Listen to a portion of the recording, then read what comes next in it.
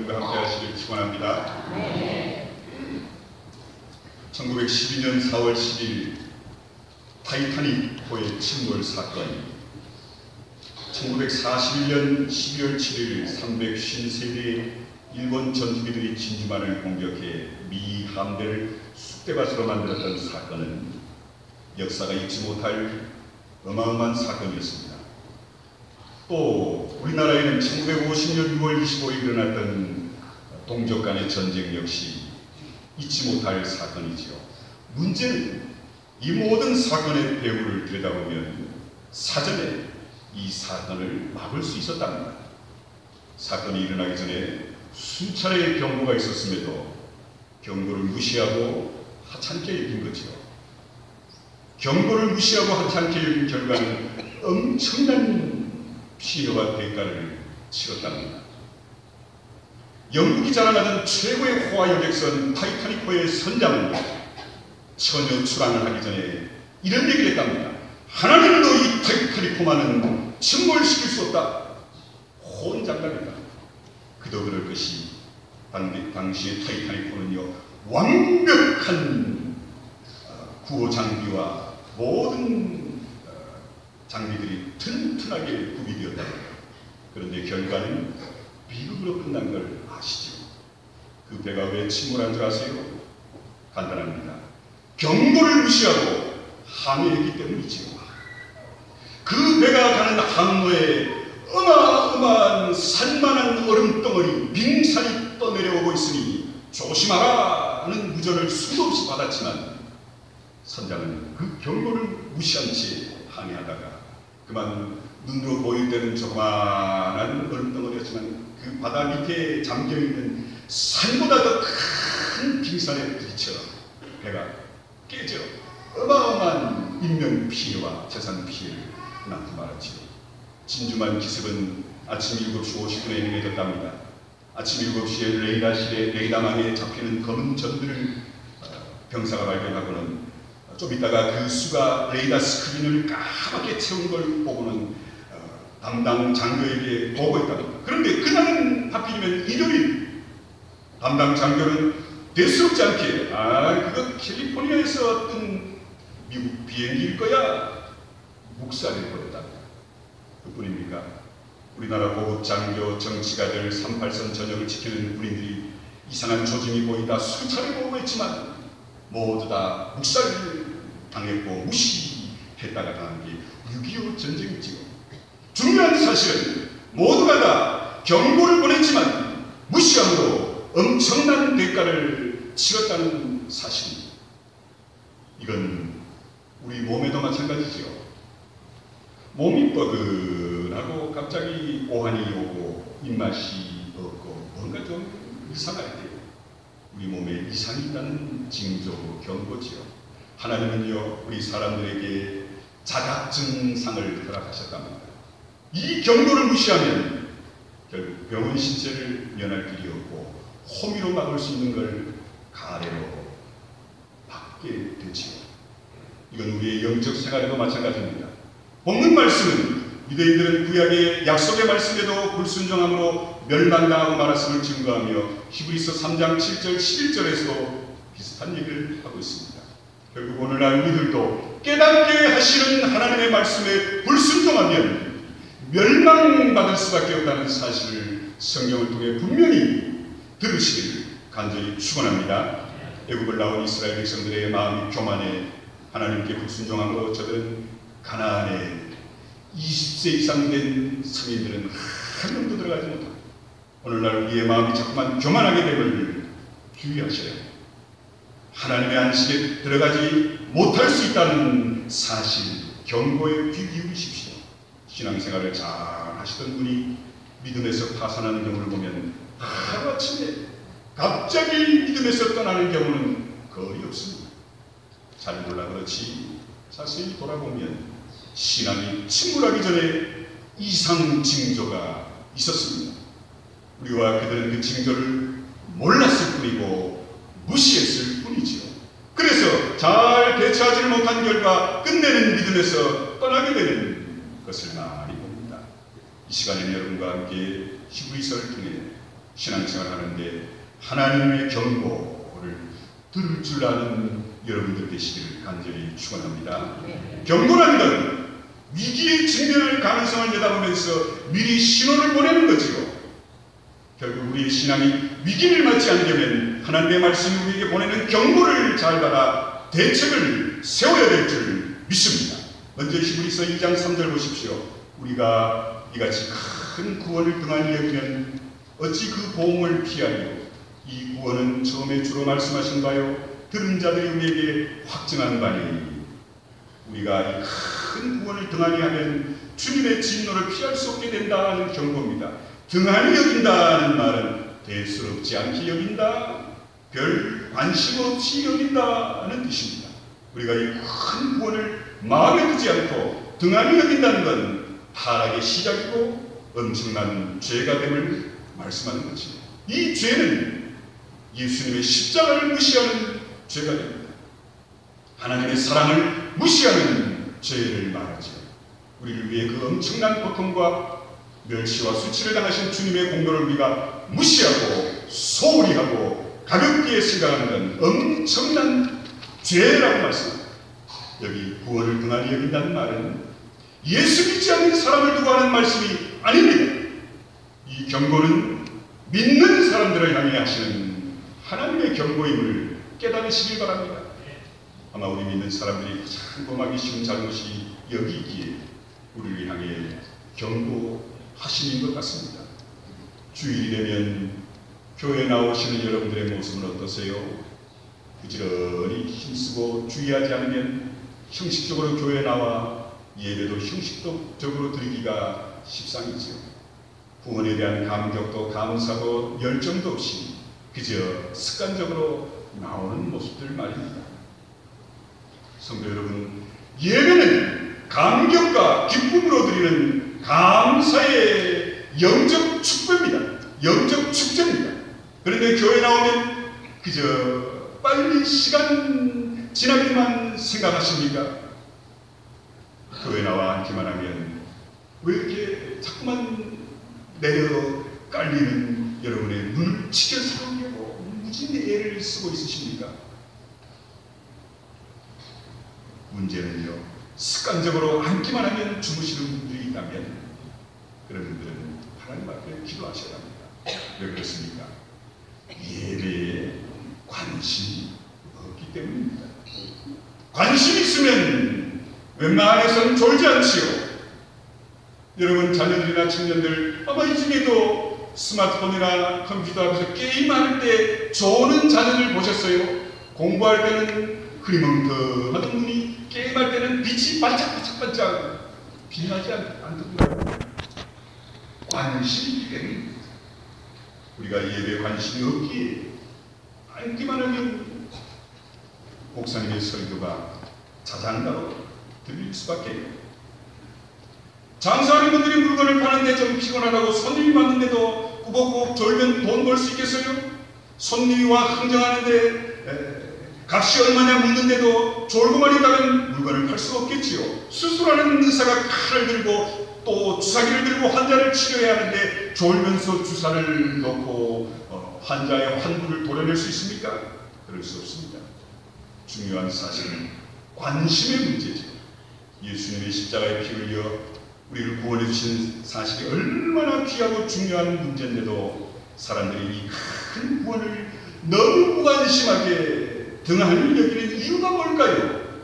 여러 원인이 있겠지만 무엇보다도 우리 생활 속에서 그 원인을 찾아봅시다. 사실 구원받은 성도들의 사는 모습이나 구원받지 않은 세상 사람들의 모습이 별 차이가 없기 때문은 아니지요. 사람들이 볼 때 교회에 나간다는 그리스도인들이 사는 모습을 이웃에서 보니 구원보다는 직업이 더 중요한 것처럼 보이고 교회보다는 출세가 더 관심 있는 것처럼 보이고 신앙생활보다는 자녀들의 진학이 더 시급하게 보이고 주일 예배 드리는 것보다는 날씨만 좋으면 육신적 즐거움을 추구하기에 바쁜 우리들의 모습을 보고는 우리가 세상 사람들에게 예수 믿고 구원받고 하늘의 기쁨을 누리세요 너나 믿어라. 그런 이유가 여기 있는 겁니다. 예수 믿는 사람이나 안 믿는 사람이나 차이가 없으니 믿어봐야 아무짝에도 소용이 없는 거 아니겠어요? 미국에는 절기교인들이 많답니다. 우리나라도 언제부턴가 이런 현상이 일어나죠. 무슨 절기나 대야 교회에 나온다는 거지요. 신년 예배 때 새해 하나님 앞에 세배드리는 양 복을 비는 마음으로 그날 빠지면 왠지 1년 동안 찝찝한 것 같아서 나온다는 것이요. 그 외에 성탄절, 부활절, 절기에만 살짝 교회에 얼굴을 비친다는 겁니다. 또 날씨 교인들도 있답니다. 날씨가 좋으면 낚시질, 등산, 골프 치러 가고 비가 와야 갈 데가 없으니 약속이 없으니 에이 교회 나가자 나온다는 것이요. 또 어떤 분들은 비 오면요 구질구질하고 옷 버리고 또 우산을 켜들고 와야 하니 귀찮아서 비가 오는 날은 집에서 TV나 보는 사람들도 있다지요. 날씨가 추워도 추워서 싫고 더우면 더워서 싫고 기분이 좋아야 마음이 맥혀야 교회에 나온다는 겁니다. 왜 그렇습니까?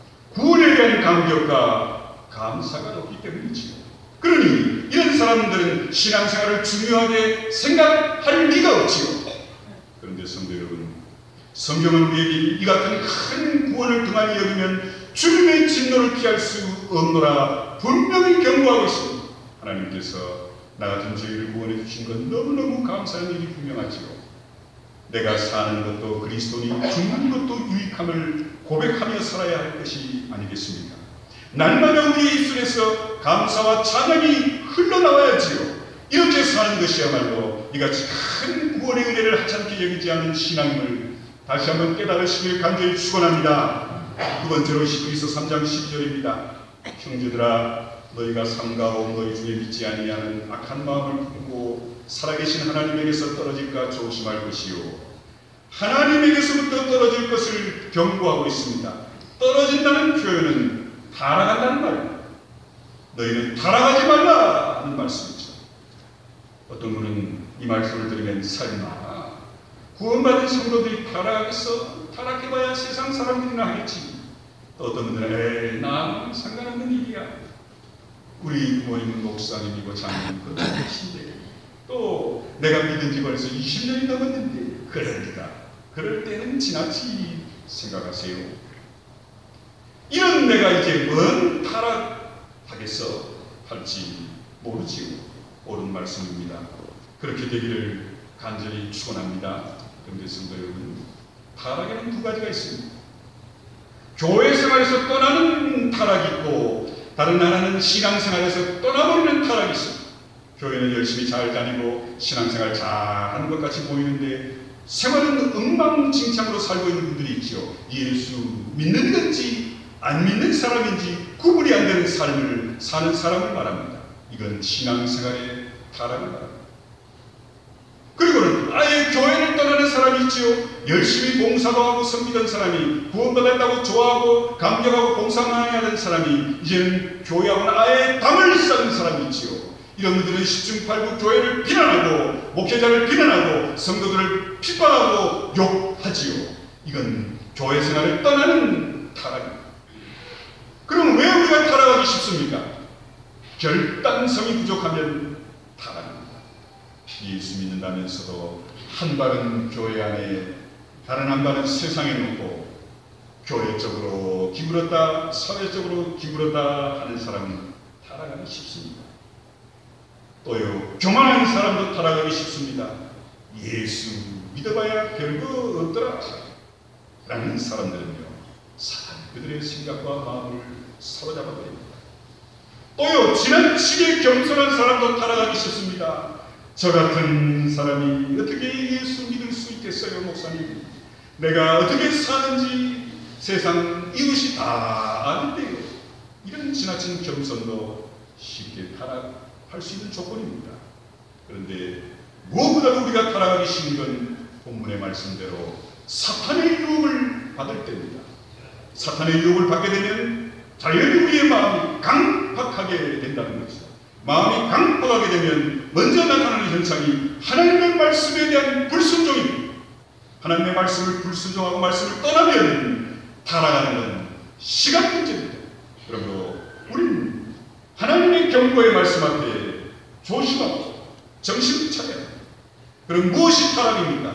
떨어지는 게 타락이라고 했습니다. 무엇이 떨어지는 걸 말하죠? 신앙생활을 한다면서 간절한 마음이 없는 게 타락입니다. 주님을 간절히 사모하는 마음이 없는 거 타락입니다. 우리의 심령과 생활에 변화가 없는 거 타락입니다. 예수 믿는다 하지만 여전히 혈기 부리고 미워하고 시기 분쟁 소비고 한다면 우리에게 예수 믿는다는 표가 도대체 뭡니까? 신앙생활하면서도 아무 변화가 없는 사람, 이런 사람은 예수 믿으면서도 믿음에서 타락한 사람인 걸 아세요?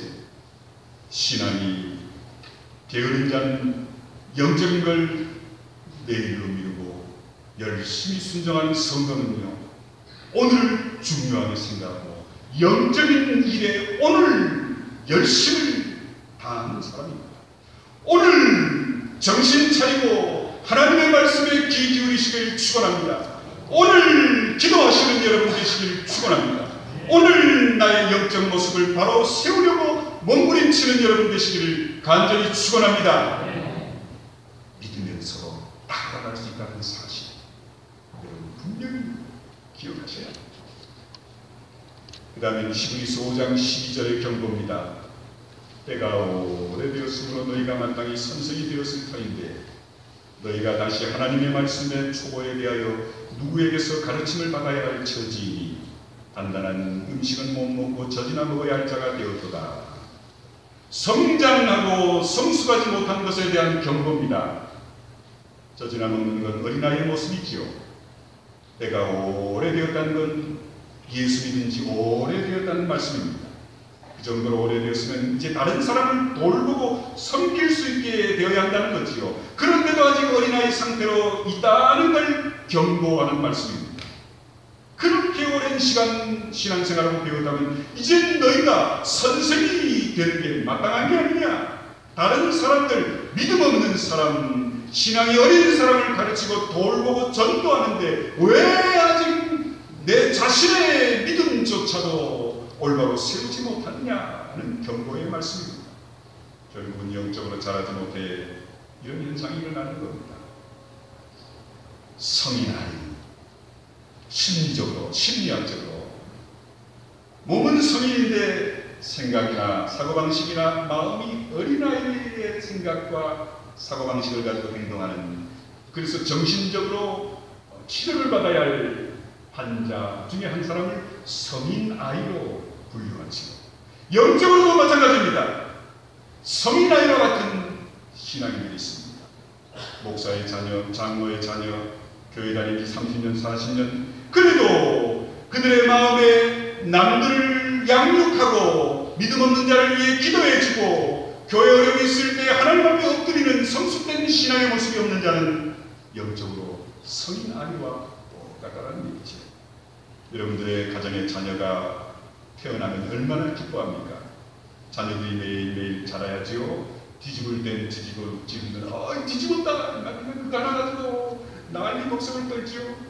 저질해야 할 때는 아이들은 저질해야 합니다. 똥 쌀 때는 똥 싸야죠. 우리 딸내미가 조그만할 때 똥기저귀를 갈아주는데요, 똥 냄새가 구수합니다. 내 새끼니까 아마 그랬나 보지요. 아이들은 똥 쌀 때 똥 싸야지요. 울 때 울어야지요. 걸을 때 걷고 말할 때 말을 해야 합니다. 그런데 1년, 5년, 10년이 되어도 말도 걷지도 해야 될 걸 안 한다면 얼마나 그 가정의 걱정, 근심, 우환이 클까요? 마찬가지로 성도 여러분, 성도로 우리의 심령은 지금 어떤 상태라고 생각하세요? 예수 믿은 지 5년, 10년이 되어도 아직 영적으로 혼자 서지도 못하고 걷지도 못하고 저지나 없는 내 모습 아닙니까? 칭찬해야 우리 목사님 최고, 바로 되라 책망하면 이걸 소화시키지 못해 교회 나가 말어 이러면서 교회를 시끄럽게 하지는 않으십니까? 성도 여러분, 우리의 심령이 예수 그리스도의 장성한 분량에 이르기까지 자라나는 여러분 되시길 간절히 축원합니다. 이제 우리는 단단한 음식도 먹을 수 있어야죠. 책망 들어도 마음이 상하지 않아야 합니다. 우리의 심령이 자랄 수 있는 비결은 한 가지입니다. 부지런히 참석하시는 여러분 되시길 축원합니다. 기도도 부지런히 하시길 축원합니다. 말씀 공부에도 부지런히 참여하시길 축원합니다. 봉사와 헌신도 부지런히 하시길 축원합니다. 헌금생활에도 부지런히 참석하시기를 간절히 축원합니다. 마틴 루터의 작품 중에 이런 얘기가 있습니다. 졸병마귀 4명이 대장마귀에게 와서 보고를 합니다. 첫째 마귀가 저는 저 사막의 맹수들을 풀어놓아 그리스도인들을 다 잡아먹게 해 지금 사막에는 뼈만 나게 물고 있습니다. 마귀 대장은 하는 말, 너 쓸데없는 짓을 했구나. 예수쟁이들은 짐승한 데 잡아먹히면 그 영혼은 구원받지 않겠냐. 둘째 마귀가 보고합니다. 저는 지중해에서 예수쟁이들이 타고 가는 배를 파손시켜 그놈들을 전부 고기밥이 되게 했습니다. 그러자 마귀 대장이 하는 말이 그것도 쓸데없는 짓이네. 그것들이 고기밥이 되어도 영혼은 구원받지 않겠냐. 셋째 마귀가 보고합니다. 대장님, 저는 유사일에 독재 군주들과 유물주의자들과 폭군들을 동원시켜 예수 믿는 자들을 전멸시켰습니다. 이때 대장 마귀가 듣고는 너도 헛수고했구나. 소용없는 짓이다. 예수쟁이들은 감옥에 갇혀도 매를 맞아 죽어도 그 영혼은 구원받는데 무슨 상관이냐. 이때 저 구석에 있는 네 번째 마귀는 미안한 듯 머리를 긁적이며 얘기하기를 저는 뭐 특별히 한 거라고는 없습니다. 한 여자 성도들을 10년을 쫓아다녔는데요. 도무지 여자 교인이 얼마나 열심히 예수를 믿는지 넘어뜨릴 방법이 없었습니다. 생각과 끝에 쫓아다니면서 이제는 편안하고 형통하게 근심 걱정 없게 해주었더니 영적으로 나태해져 점점 성경도 안 보더니 점점 기도도 안 하더니 점점 주일도 빼먹더니 이 여인이 끝내 맥을 못 치고 내 앞에 쓰러지고 말았습니다. 이 보고를 들은 마귀 대장이 무릎을 치며 잘하는구나 착하고 충성된 종아, 내가 자거든에 충성하였으니 큰 상을 주리라 그랬답니다. 성도 여러분, 사탄은 오늘도 우리를 찾아와 예수 외에 교회 외에 다른 데 관심을 쏠리게 한다는 사실을 아세요? 그 결과 믿음에 대해 점점 무관심하게 하는 유혹 앞에 우리는 도무지 속수무책이죠. 정신 차려 조심하지 않으면 안 됩니다. 이 큰 구원의 감격과 은혜와 영광을 가볍게 여기지 말아야 합니다. 살아계신 하나님에게서 멀어질까 염려하며 살아야지. 오늘 우리의 심령이 자라지 못하고 그 자리에 성장이 멈추고 있는지 아닌지 살펴봐야 합니다. 무엇보다도 영적으로 부지런하여 게으르지 말고 열심을 품어 주를 섬겨 하나님이 원하시는 많은 영적 열매를 풍성하게 맺는 여러분 되시기를 간절히 축원합니다. 이런 모습으로 살지 못하는 우리를 향한 하나님의 경고는 다양한 모습으로 임합니다. 그건 바로 오늘 나를 향한 경고, 내 가정을 향한 경고, 내 사업장을 향한 경고, 우리 교회를 향한 경고임을 깨닫고 구원 얻음에 대한 감격의 기쁨을 회복하시길 축원합니다. 하나님과 가까이 하는 삶을 회복하시길 축원합니다. 성숙된 신앙의 모습으로 속히 회복되는 여러분과 가정과 여러분의 생업과 우리 교회 되시기를 간절히 축원합니다. 기도하겠습니다. 고마우신 아버지 하나님 감사합니다. 우리를 축복하시고 하나님의 나라까지 이르게 하시는 부족함이 없도록 영적으로 나태하고 게으르고 어리석은 우리를 깨닫게 하시고자 경고하시는 여러 모양 여러 소리 여러 모습들을 하나님 보고 듣고 깨닫고 돌이키게 해 주시옵소서. 하나님의 경고를 무시하고 하찮게 여기며 세상에 빠져 하나님 영적으로 잠든 자들에게는 하나님이 심판하심을 성경을 통해 분명히 보고 깨닫게 하옵소서. 나를 사랑하시고 가정을 사랑하시고 생업을 사랑하시고 우리 교회와 이 민족을 사랑하시는 아버지 하나님, 우리를 사랑하시기에 깨닫게 하시기 위해 경고하시는 그 음성, 그 모습 앞에 겸손히 마음의 무릎을 꿇고 주님 앞으로, 말씀 앞으로, 교회로, 주께로 예배드리는 모습으로 돌이키는 우리 모두가 되게 주시옵소서. 예수님의 이름으로 기도하옵나이다. 아멘.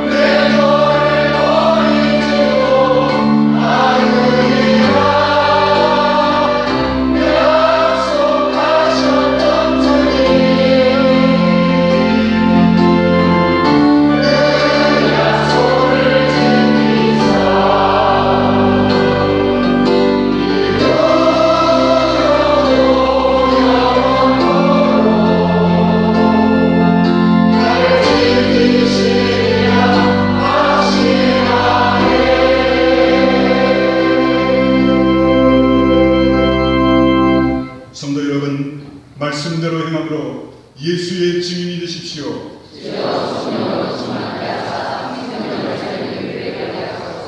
이제는 우리 주 예수 그리스도의 크신 은혜와 아버지 하나님의 놀라우신 사랑하심과 성령의 함께하심과 교통하심이 나와 내 가정, 내 생업, 우리 교회와 이 민족을 깨닫게 하시고 회복시키시며 돌이키시려는 축복하시는 하나님의 경고의 음성 앞에 아멘 할렐루야 감사하며 주의 뜻대로 돌이키는 내 가정, 우리 생업, 우리 교회 이 민족 되게 해 주옵시기를 간절히 축원하옵나이다.